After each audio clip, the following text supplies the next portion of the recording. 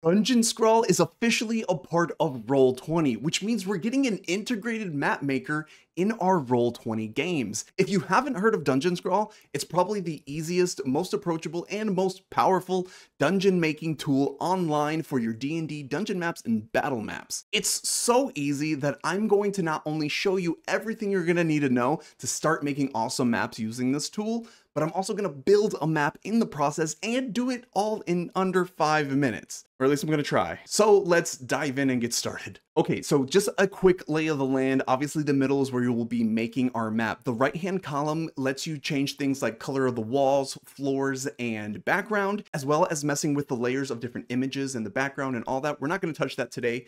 Over on the left-hand column, you see we're going to have different styles of how our walls want to be. We're just going to use the default for now. Images, we're not going to mess with quite yet. What's important is the toolbar that we see here at the bottom of our screen and the box at the bottom left hand of our screen that lets us adjust and tweak each of those tools. So going through the tools, first we have the pan tool, which just lets you drag around the map. Images tool we're going to come back to. Rectangle tool is the first tool we're really going to utilize. And so we're going to make some sort of cathedral, I think, first. So we're going to do a quick like 15 by 20 room. That's kind of what I had in mind. So 15 by 20. But simply clicking and dragging and seeing the measurements, we were able to use the rectangle tool. Now at the head of our church or cathedral, we're going to want like an altar area. So we're going to click on this regular polygon tool, and that'll let us kind of just drag. And when you have two shapes that drag over each other like this, it automatically connects them together. So now you see that we have added to our cathedral. It's a little off-centered, but I'm in a rush. So next, we're going to actually look at this polygon tool. This allows us to pretty much make any shape we want. So we're just going to show you, I'm going to make this crazy looking room shape thingy. And then once I connect it, you double click it and it makes the room we just made. Now I'm gonna undo that real quick. And I wanna show you here on the bottom left hand, we have this option called rough. We're gonna go ahead and turn that on. So we're going to make another weird room like we were before. Once we close it, we're gonna double click. But now because we double clicked, we see that it hasn't completed the room yet, but we can now stretch our mouse away. And the farther we stretch away, the more disoriented or rough the edges will become. This is great for making natural textures or rocky cave textures.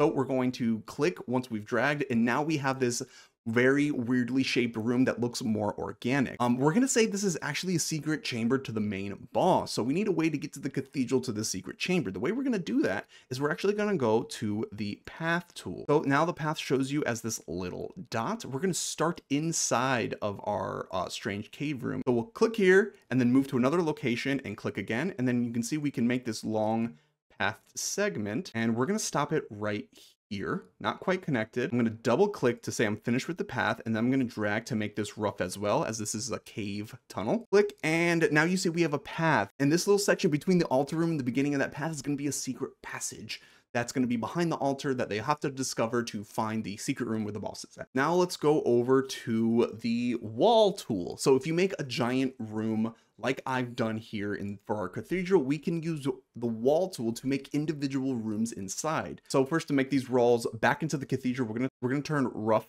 off because we want these to be solid walls. And then we are going to simply make walls to make additional rooms. So from this corner here, we're gonna double click, and you've made a wall. We're going to continue here, here, and then back to the wall, double click, and now we've made this whole little sectioned room, and we can honestly just keep doing that and make a bunch of rooms. But now that we've made some rooms, we need to give them doors. So there's a door tool. We simply just click in 2 different points, and then it'll just make a simple icon of a door.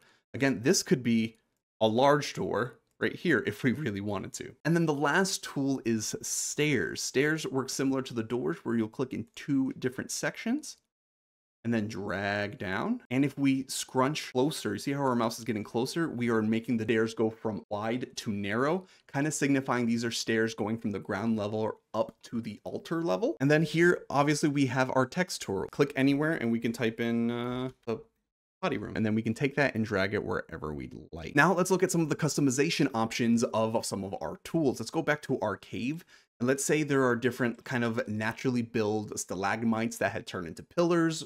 Let's go to the polygon tool, and instead of draw, we can erase. We'll also turn on rough again, since we're back in the cave. By making a small little polygon, we'll click and then drag to add the disformity to it. And now you see we have a little bit of pillar action going on. We'll do it again here. Maybe we'll make a slightly bigger one. Now we've given our cave some natural obstacles so your players can dive and duck around while fighting the boss. If you want to add some more detail into it, we can go over to the image tool and go to images. We can basically place all of these image tools. They have a bunch of ones that are completely for free. So let's say in the cave entrance, it was like a vampire thing. So we can click and that'll summon a image of our coffin or whatever, and we can just place that wherever. We can right click it, we can duplicate it to make another one. Let's say under this cathedral, it's a couple of vampires who lure people in, and you know, vampires, they eat them at this little table and it's wonderful. There's so many options down here. There's even colored options if you want to like fill out the pews and maybe make some pillars,